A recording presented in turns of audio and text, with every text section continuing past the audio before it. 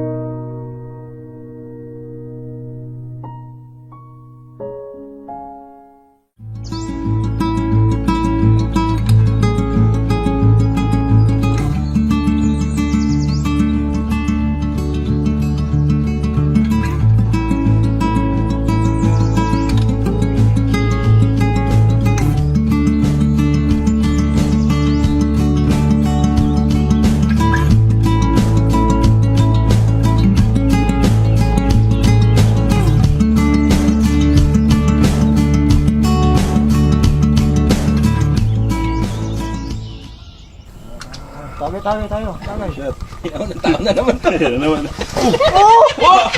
Tatanga-tanga pala yan. Lalang pa yan pala kasi. Ano ba yan? Boss, kuha ang panginom, boss. Yan! Tingnan mo, boss, kung may Ay, ang ube. gamit ko! Boss, tingnan mo kung may ube, boss. Tingnan mo kung may ube. Ito ba?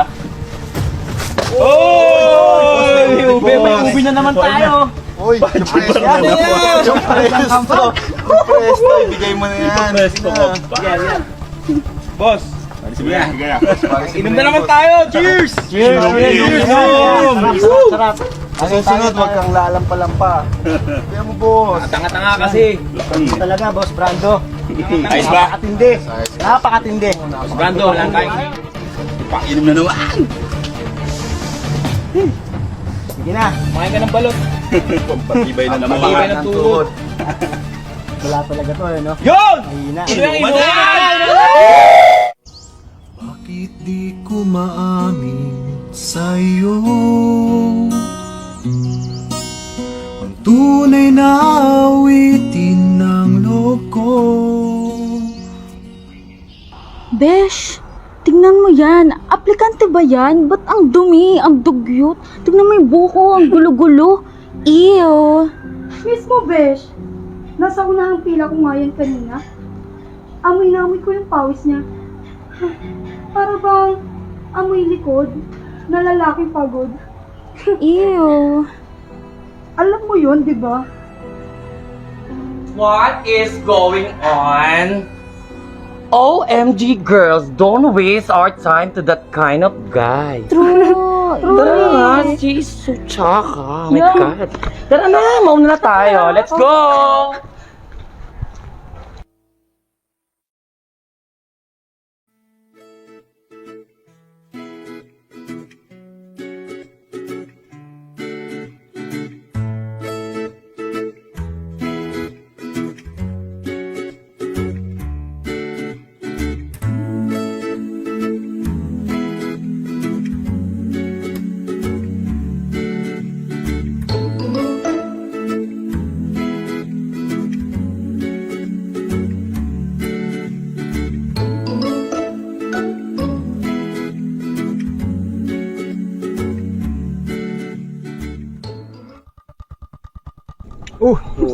Oo!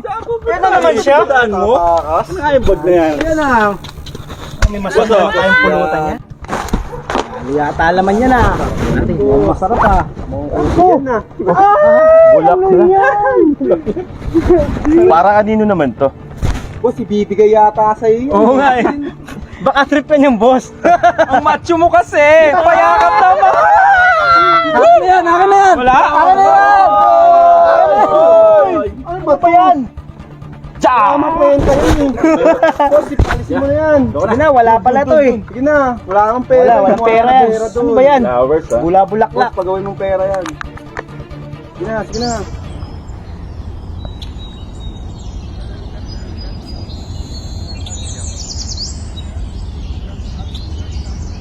Aray! Aray! Aray! Tulungan mo ako!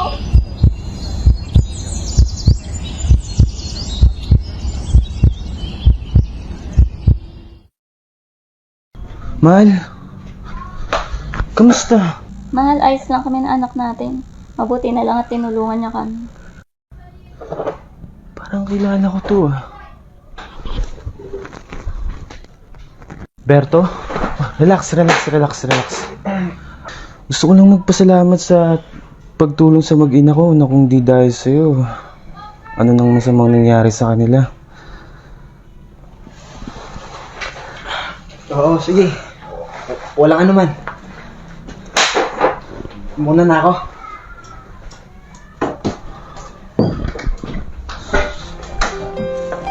Besh, tingnan mo yan. Aplikante ba yan? Ba't ang dumi, ang dugyot? Tingnan mo yung buko, ang gulo-gulo.